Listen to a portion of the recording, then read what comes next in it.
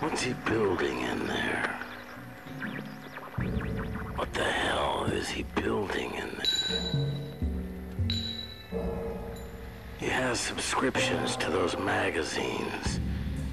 He never waves when he goes by. He's hiding something from the rest of us. He's all to himself. I think I know why. He took down the tire swing from the pepper tree. He has no children of his own, you see. He has no dog. He has no friends. And his lawn is dying.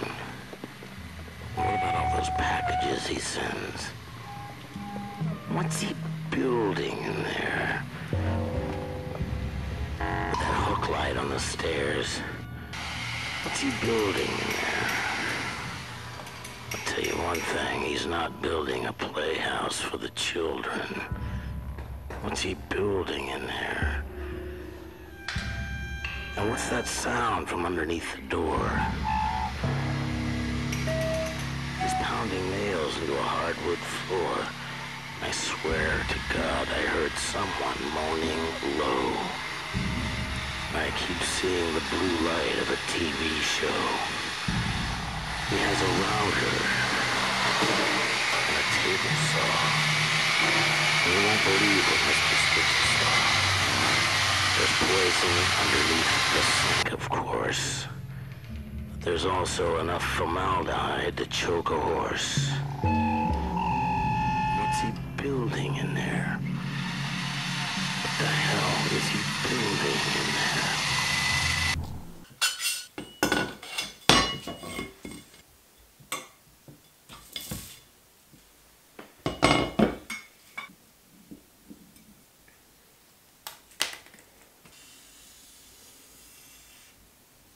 This is the center line. And I have this template that we're going to wrap onto here so that we can cut. We're going to cut this out first, and then we're going to tape this to the tube. And this is going to be our miter line. And on this tube, you've got butting profiles inside here. The thicker end comes down here, and the thicker end comes to here, and then the rest of this is thin. And if you look inside this tube, you can actually see which end is longer just by the shadows inside the tube. So this is the short end, and this is the long end. So what I'm going to do is put the long end up here. You do have downtube shifter bosses that go on here, so it might be a good idea to leave the thicker end here because we'll be brazing into it. So let's just do that. Let's just put the longer end up here.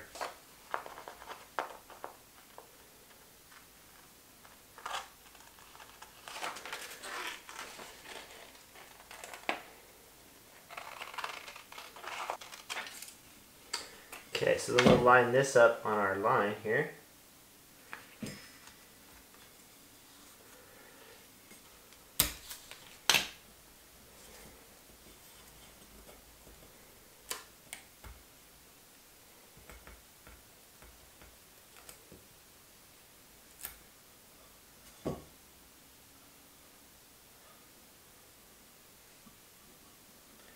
There's our first miter cut.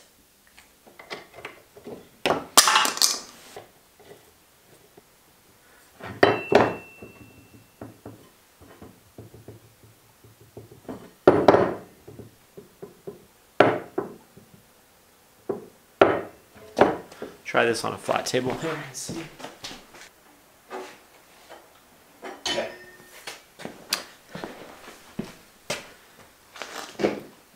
I use my table saw to check to see if these surfaces are square to each other. That's what I did there. You didn't see, it was behind the scenes.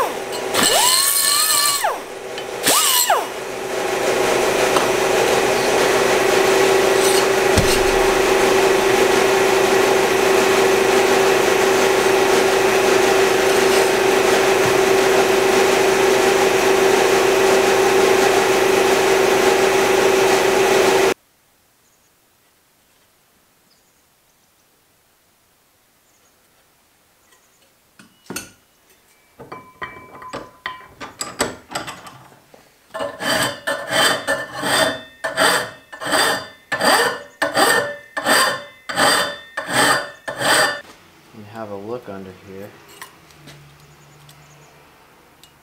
I think I got it.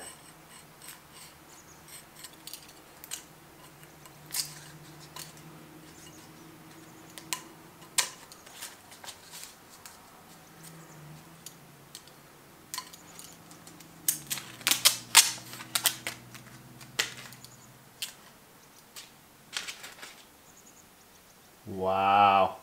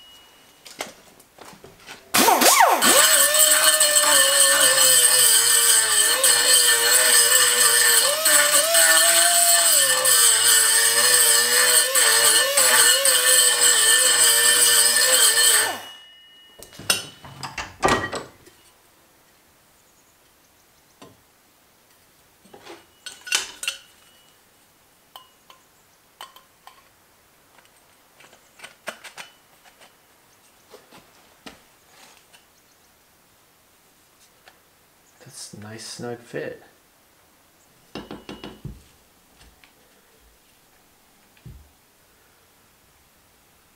We are good. Wow. That is good. That one is good.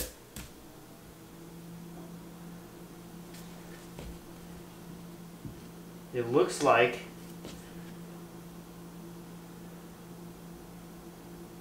it looks perfect.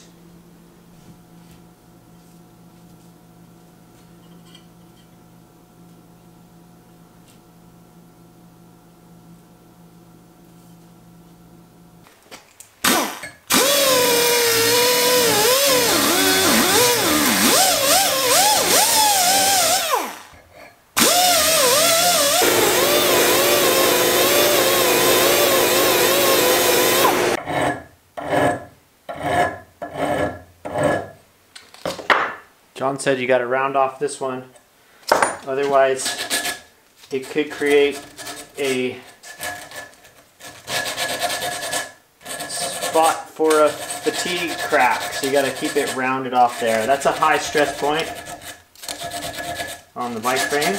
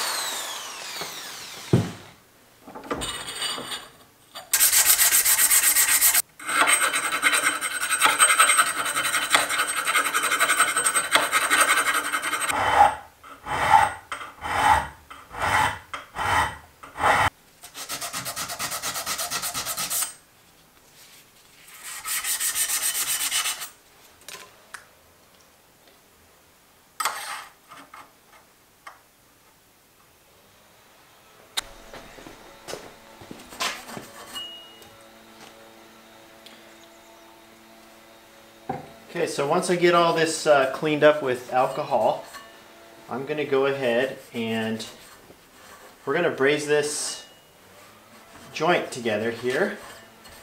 I talked to John Fitzgerald and he told me that the important thing to do is to start in one area and just work your way around, and always start from the top of the lug and pull the silver through so that you can see it come out. Don't try to go both sides because then you get lost and you don't know if it's penetrated through. So he said just start at the top and go through and just kind of work your way around the lug. So that's the plan, and we're going to try it and see how it goes.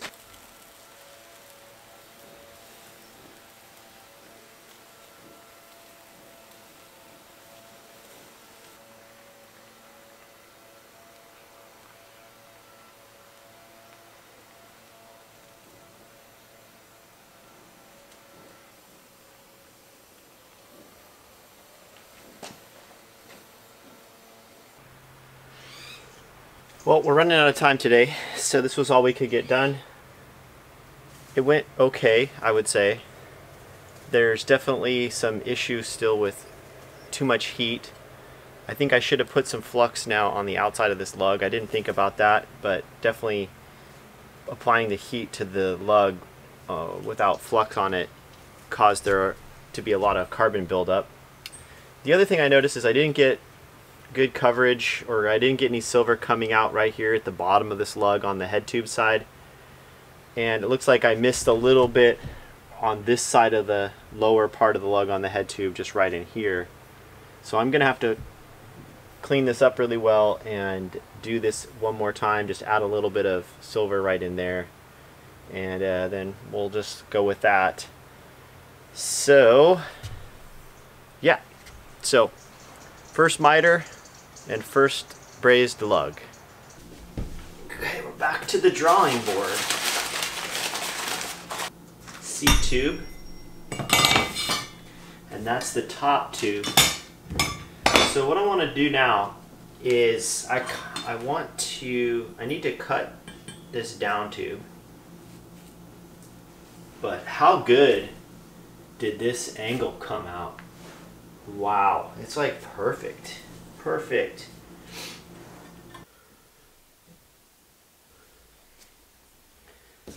Huh.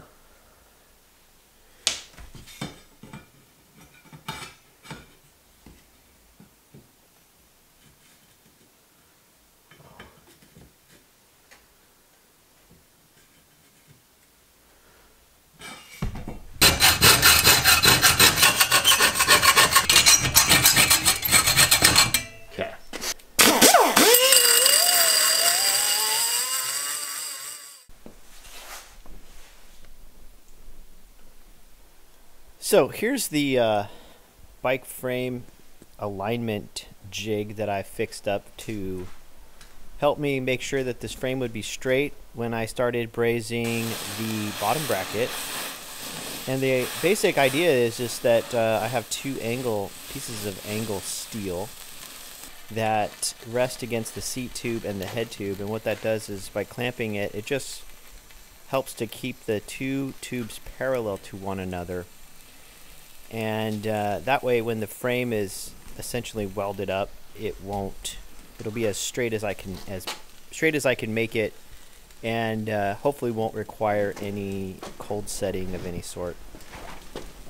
So here I am kind of getting started brazing the bottom bracket, and one thing that I was doing in this setup was trying to control the heat and keep from creating any concentrated hot spots. So I was just trying to move the torch a lot. I'm trying to use gravity to help bring the silver down into the bottom bracket, and I was verifying that the silver was flowing through the bottom bracket by checking underneath where the tubes come into the bottom bracket. So I was just pulling the silver in and trying to get it to come down inside the bottom bracket. So I think I did a little bit better job this time on doing it. On this, I did not go back and redo it, so I was pretty happy with the finished product. I did burn the flux a tiny bit here. I feel like I did a little bit better controlling the heat. I still got this spot hot. I knew that was going to happen because I was trying to heat this tube, and then that got that side hot. So I knew when I got over to here that this was going to probably be a little bit overdone. But then I tried to get that going and get this moving around down here as fast as I could. But like this side looks pretty good. You don't see a lot of black stuff. Whereas over here you see more black stuff. So we'll see when we clean it up. Good. Yeah. Gotta get the hot water started. And I knew I was going to do that just because I was doing both tubes simultaneously. And I knew that that one tube was probably going to end up getting a little bit more heat. But I'm sure as I get better at this, I'll be able to figure out how to avoid that and just get the silver in the tubes into the bottom bracket, and hopefully before the flux gets totally exhausted as it is there.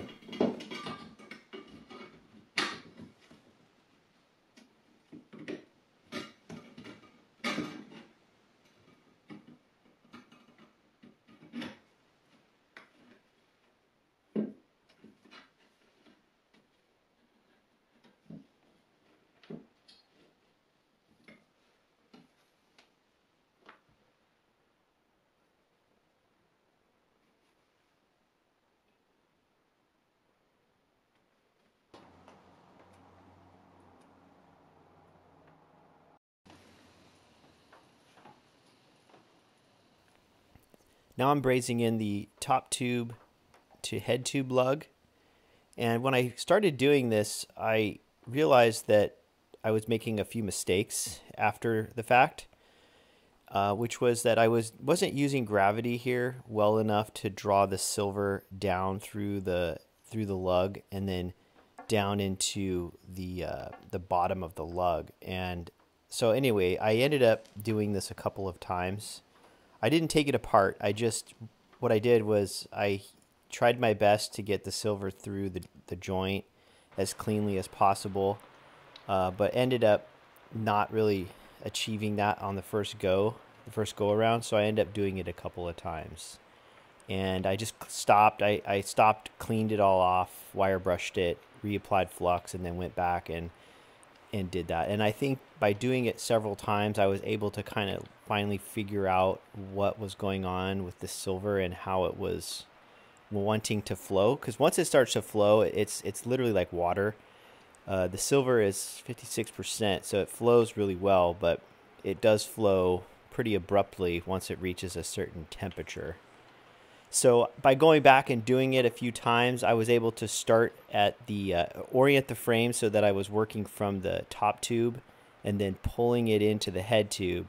And then I would rotate the frame so that it would draw the silver down through the lug on the head tube and then out either the top, which would be upside down at this point, or through the bottom. So I ended up redoing the lower head tube to top tube joint as well, just because I learned a little bit from doing the top tube joints that I was able to go back and correct some of my mistakes. So, I went through this several times and ended up using a lot of silver, way too much silver. I mean, I saw a lot of silver coming through the lug and just pooling up and then just spilling on the ground. So I wasted a lot of silver. I used up a full can, which was about $40 worth of silver on just these joints here and the actual fork. So I'm sure as time goes on, and hopefully if I get better at this, I won't be so wasteful with the silver, because it is expensive and it is something to be aware of, because you're just wasting it if you're just pulling it through and just pouring it all over the ground. So it doesn't help you. It's not making the joint stronger. I was just, this is my first frame, so I'm just a little paranoid. I want to make sure it's strong, and I want to make sure that there's full silver coverage, but I think I'm being a little overly cautious, and that's causing me to overheat things. So it's just something that, hopefully I'll get better at. So here's the bottom down tube joint. Looked pretty good. That was actually my first try. I didn't have to go back and redo that one. and it came out pretty good, so I'm happy with that. The top tubes, the seat tube top tube joint, or lug in this case, is a different style lug, and I didn't realize it was going to look so different from the other lugs when I bought them. And actually, in putting this one together, I really like this style of lug. It's a little bit thinner. It has a thinner cross section, if you will, so that the tangs that stick out are really thin and they look really smooth against the tubes. And I really like this one. I kind of wish I had purchased these for the other lugs as well, but for my first frame, you know, I'm just happy to get it put together and just see how this whole process goes. So maybe in the future I'll try and, you know, get more selective with the lugs and try to match things up better. But this is called a long Shen lug with the seat post binder built in. So it's a really nice lug, and I was able to really draw the silver through it and down into, when I was soldering it upside down, or brazing it, if you will, upside down, and I was able to pull the silver right down into the top of that tube. So I know it got good penetration, and yeah, and the shorelines came out really nice on this one. This is with just a little bit of cleanup here with a wire brush and a little bit of sandpaper and a small file, but I didn't do a whole lot, actually. I was surprised. This one just seemed to come together nicely. My jig I made, or my fixture, I would have, in hindsight, would have rather chose to use aluminum, just because they're really heavy, those angle iron pieces. They're 1.5 inch by 3 inch by 3/16 inch thick angle iron, and they're heavy, and it's hard to work with the frame and move it around and spin it with those on there. So I think what I'm going to do is make another one of those, but I'm going to try and use some aluminum sections instead.